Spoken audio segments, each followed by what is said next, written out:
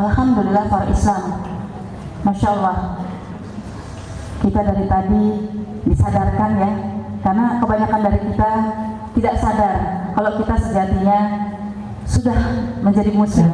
Ada yang alhamdulillah kayak Mbak Fitri ya, alhamdulillah lahir dari rahim seorang muslimah ya. Ada yang qadarullah seperti saya, lahir dari seorang perempuan yang tidak mengenal Al-Quran.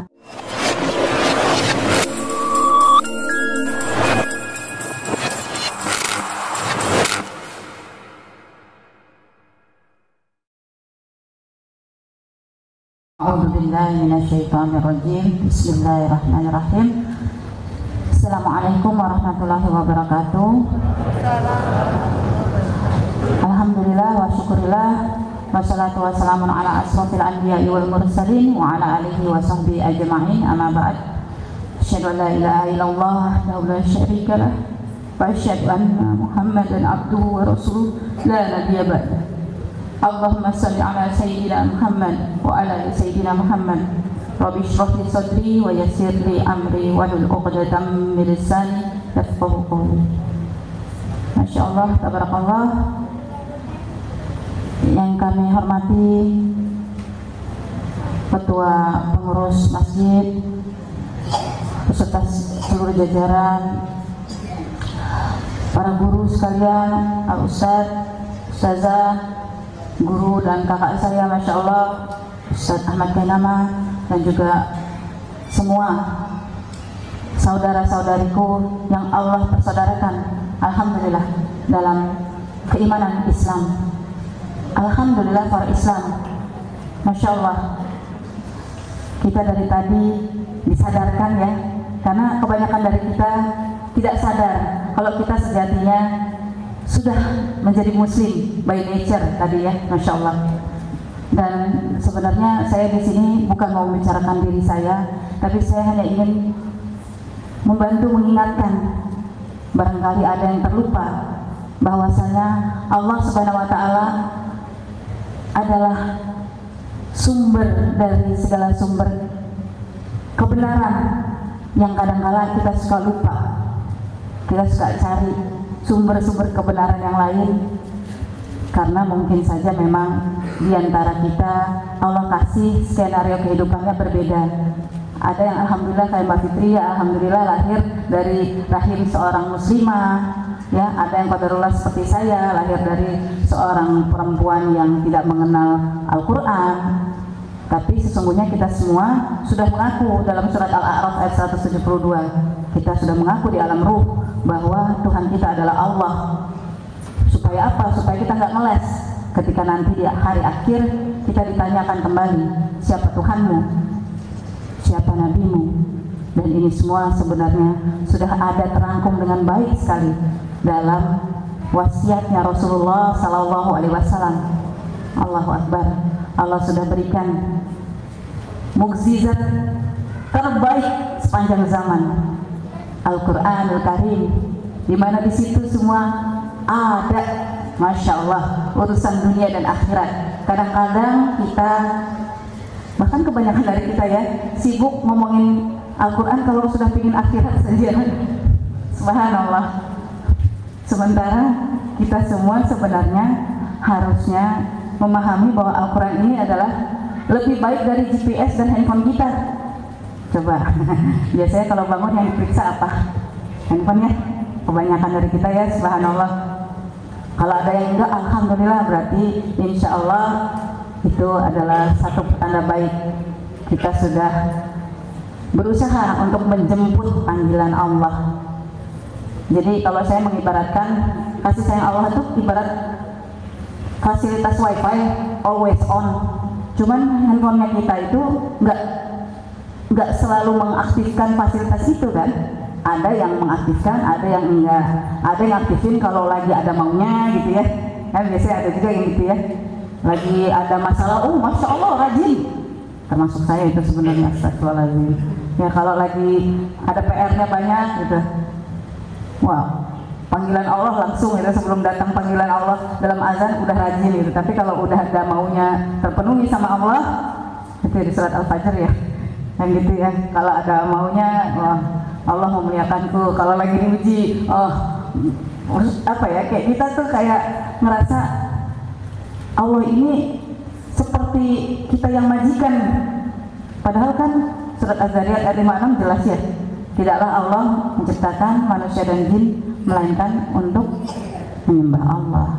Nah, lagi-lagi saya di sini hanya ingin mengingatkan diri saya sendiri, dan mudah-mudahan teman-teman sekalian juga insya Allah mendapatkan frekuensi yang sama, karena kita ini sejatinya hanyalah hamba, dan sebaik-baik hamba Allah adalah Nabi kita Nabi Muhammad SAW.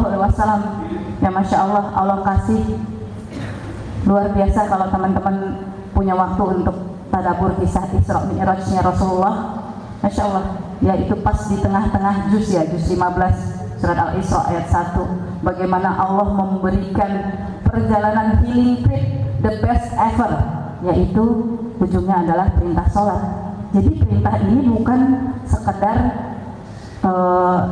sekedar kalau saudara kita suka bilang kalau masuk Islam pusing, banyak aturannya. Ternyata bukan untuk itu. Tadi Masya Allah oleh Habib disampaikan ya, surat Al-Baqarah tadi ya 129, supaya kita terjaga kesuciannya, karena ini kita di bumi ini kan cuma tempat transit. Kalau tempat transit, kalau kita malah main-mainan sama lumpur ya kita jadi kotor. Makanya Allah kasih set of rules which is disempurnakan dalam syariat Islam.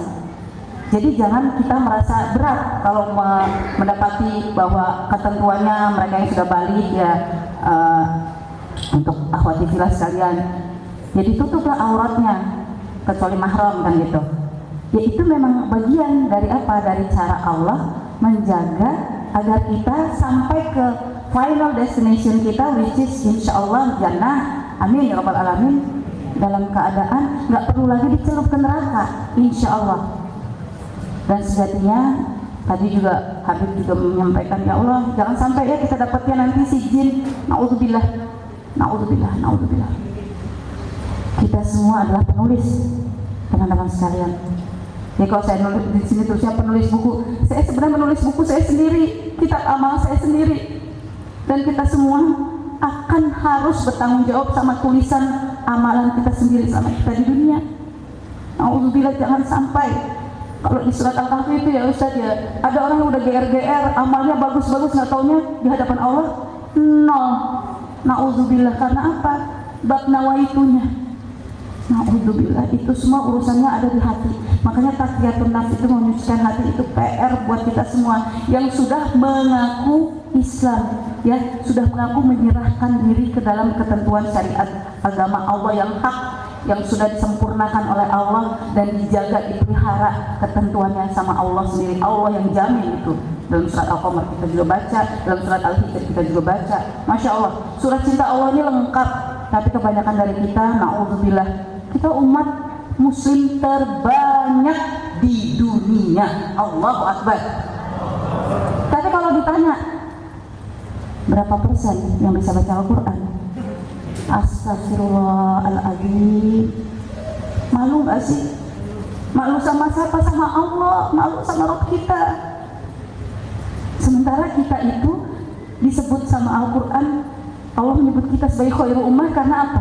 Karena ada tugas yang luar biasa yang dicontohkan oleh Rasulullah untuk menyampaikan kebenaran agama ini.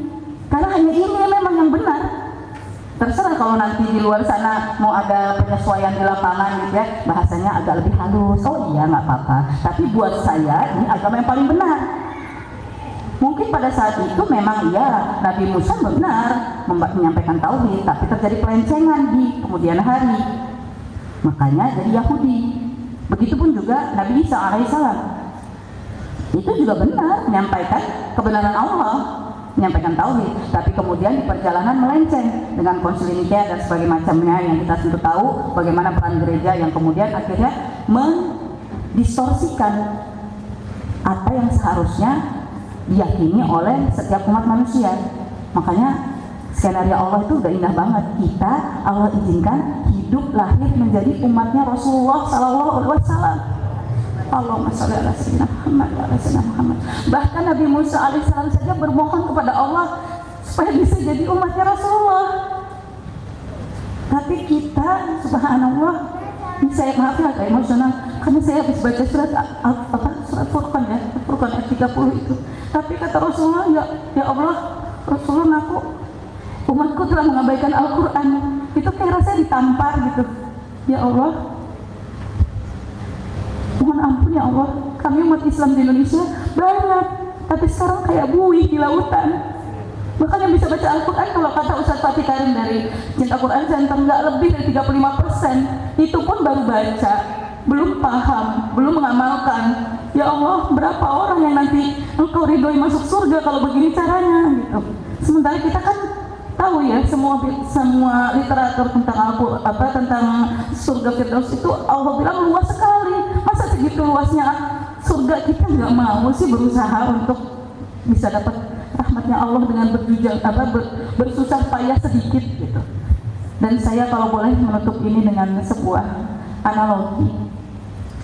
Kita berjalan di jalan tauhid ini, ya, di jalan kebenaran Islam ini, itu ibarat sedang mendaki.